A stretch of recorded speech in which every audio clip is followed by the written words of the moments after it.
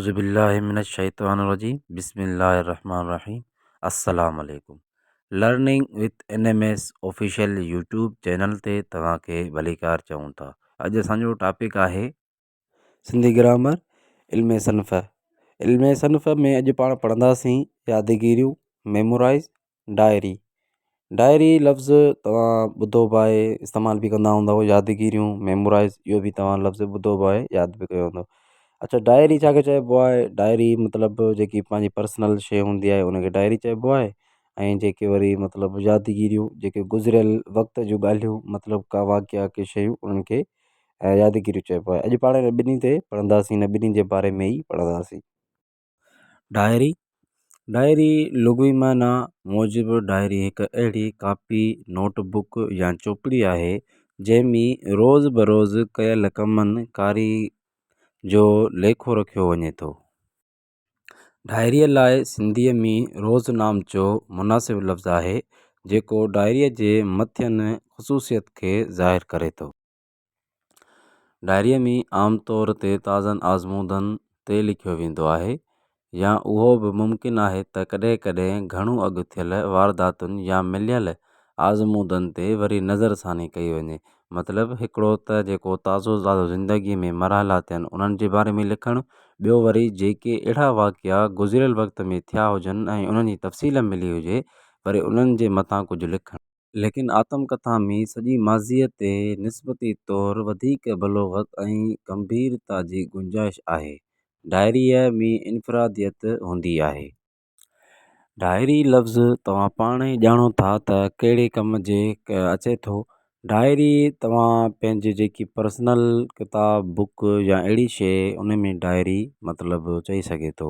आमतौर ते डायरी हर इंसान वटि मौजूदु बि हूंदी आहे, पर उन्हनि खे शाया करणु या लेखकनि जे अॻु रखणु को इंसानु ज़ाहिर कंदो आहे। इंसान मतिलबु पंहिंजे ज़हन खे बि डायरी बणाए सघे थो। मतिलबु ॿियूं बि अहिड़ी शयूं आहिनि जेके इंसान जे वजूद में आहिनि, पर उहे डायरी बणिजी सघनि थियूं। असांजो हीउ वीडियो अञा हिकिड़ो इन खां बाद में पढ़ंदासीं मेमोराइज़। यादगिरियूं, मेमोराइज़। यादगिरियूं दरअसल आत्मकथा ई अदब में अचनि थियूं, पर पोइ बि ॿिन्ही में बुनियादी तफ़ावत आहे। आत्मकथा में लेखक जो मक़सदु पंहिंजी ज़िंदगीअ जो बयानु करणु हूंदो आहे। आत्मकथा जो हीरो ख़ुदि लेखक हूंदो आहे ऐं हू पंहिंजे इर्द गिर्द जे हालतुनि जो एतिरो अक्स छटींदो आहे जेतिरो ख़ुदि उन्हनि हालतुनि खां मुतासिर थियल हूंदो आहे या हिन हालतुनि खे असर अंदाज़ कयो हूंदो आहे। मगर यादगिरियुनि में लेखकनि जो मक़सदु पंहिंजे वक़्त जो मुशाहिदो लिखणु हूंदो आहे। इतिहासकार जे ख़ारिजी नज़रिए खां हिन जो नज़रियो अलॻि आहे। यादगिरियुनि में लेखक जेको ख़ुदि ॾिसंदो आहे या महसूसु कंदो आहे उहो ई लिखंदो आहे। उन करे हिन जी लिखत में हिन जा आज़मूदा बि अची वञनि था।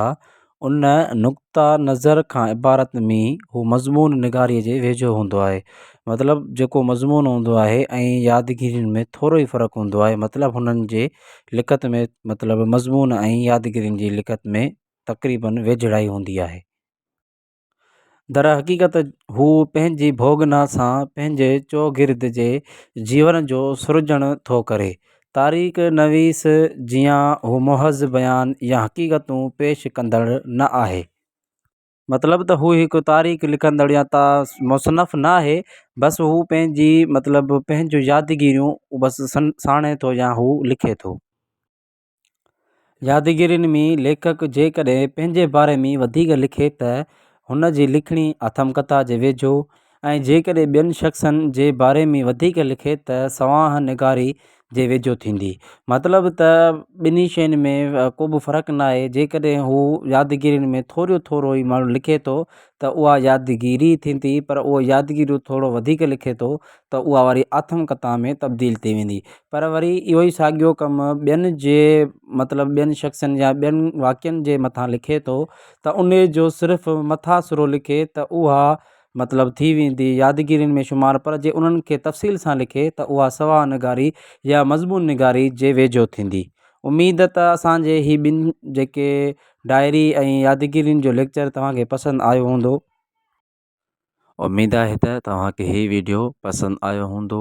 अहिड़ियूं ॿियूं सनफ़ूं ॾिसण में मिलंदियूं, ॾिसंदा रहो असांजो यूट्यूब चैनल। सब्सक्राइब कयो असांजो YouTube channel learning with N M S. Like share comments ज़रूरु कंदा।